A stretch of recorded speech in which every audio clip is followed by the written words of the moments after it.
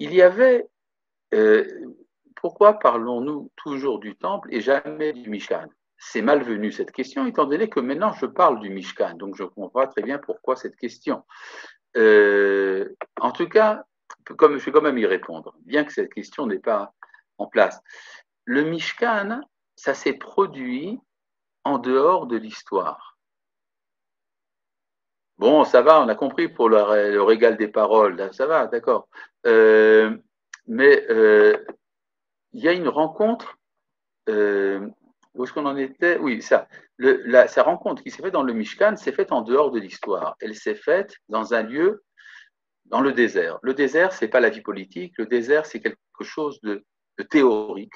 D'ailleurs, la manière dont se comportait la Shekhinah avec nous dans le désert était extrêmement difficile à supporter. C'est à partir du moment où nous rentrons en Eretz Israël que ça rentre dans l'histoire. Et donc, pour revenir à notre sujet, j'ai besoin de comprendre un petit problème dans le livre de Bereshit. Une petite seconde. Un petit problème dans le livre de Bereshit.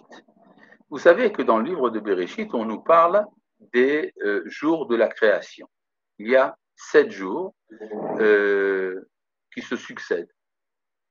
Et à la fin de chacun des 7 jours, il y a une petite récapitulation. La récapitulation du premier jour, c'est Vayi Erev, Vayi Boker Yom Echad, il fut soir, il fut matin, jour unique. Et puis après, à la fin du deuxième jour, il fut soir, il fut matin, jour deuxième. À la fin du troisième jour, la Torah nous dit, il fut soir, il fut matin, jour troisième. Je vous laisse deviner que c'est la même chose pour le quatrième et le cinquième. Et puis après, nous avons, il fut soir, il fut matin, jour le sixième, Yom HaShishi. Et puis après, la Torah nous parle du septième jour.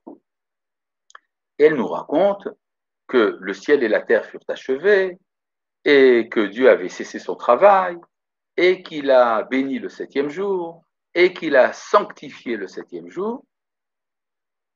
Et la Torah continue en disant, Vayi Erev, Vayi Boker Yom HaShivi, il fut soir, il fut matin, jour septième. Donc, on voit que c'est bien ordonné, qu'à chaque fois, la Torah...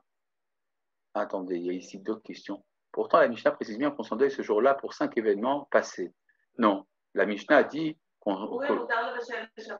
la Mishnah nous dit qu'on s'endeuille, qu'il y a eu 5 événements malheureux, mais qu'on s'endeuille, elle ne dit pas pourquoi. La vérité, c'est qu'on s'endeuille pour des choses à venir.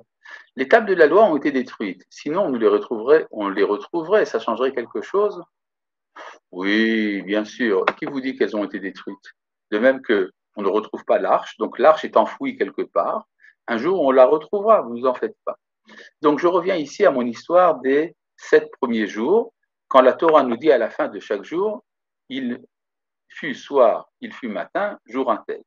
Or, nous avons ici une petite remarque de Moshe Zenu qui nous dit non, il n'y a pas de jour septième. C'est-à-dire que le verset que je vous ai cité, je suis accusé de l'avoir inventé. Cette accusation est tout à fait véritable. Il fut soir, il fut matin, septième jour, ce verset n'existe pas.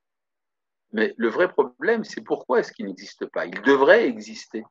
Si à la fin de chaque jour, on fait une récapitulation pour nous dire que le septième jour, que chaque jour a été achevé, à la fin du septième jour, on devrait nous dire, effectivement, et ce fut la fin du septième jour.